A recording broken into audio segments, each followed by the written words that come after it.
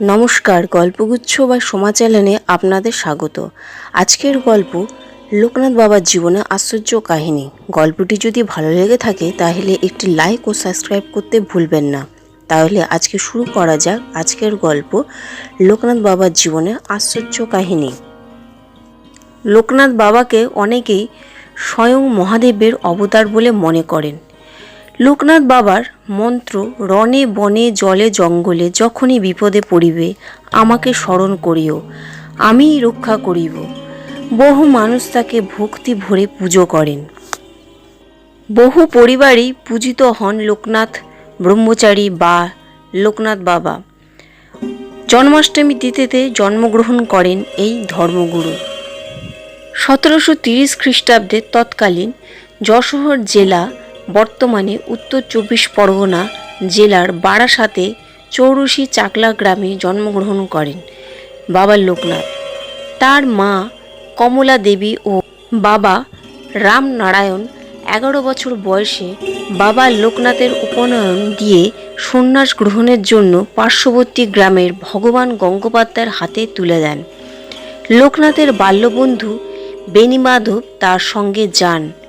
উপনয়ন শেষ হলে বেণীমাধব, ভগবান গঙ্গোপাধ্যায় ও লোকনাথ পথযাত্রা শুরু করেন। বিভিন্ন গ্রাম, শহর, নদী অতিক্রম করে কালীঘাটে এসে যোগ সাধনায় মগ্ন হন তারা।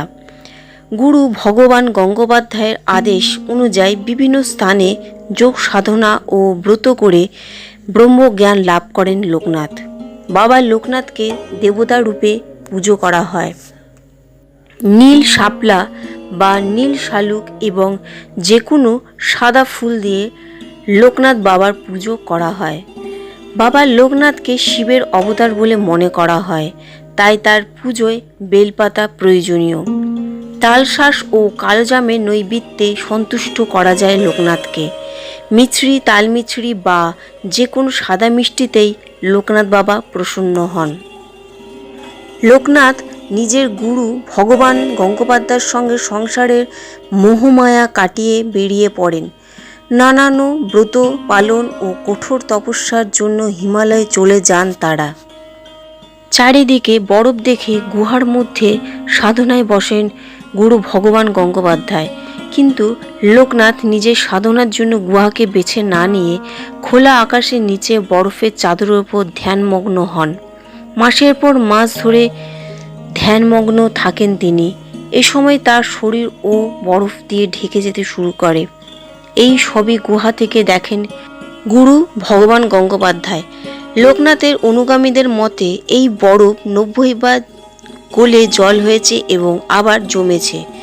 এই হিসেবে গুরু ভগবান গঙ্গোপাধ্যায় বুঝেছিলেন তার শিষ্য 90 বছর তপস্যা করে কাটিয়ে দিয়েছে।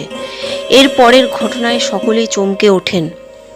এক সকালে ভোরে সূর্যের প্রথম আলো বাবা লোকনাথের সামনে এসে পড়ে, কিন্তু ভগবান গঙ্গোপাধ্যায় দেখেন যে সেই আসনে তার প্রিয় শিষ্য লোকনাথ বসে নেই। সেখানে অধিষ্ঠিত স্বয়ং দেবাদিদেবের মহাদেব।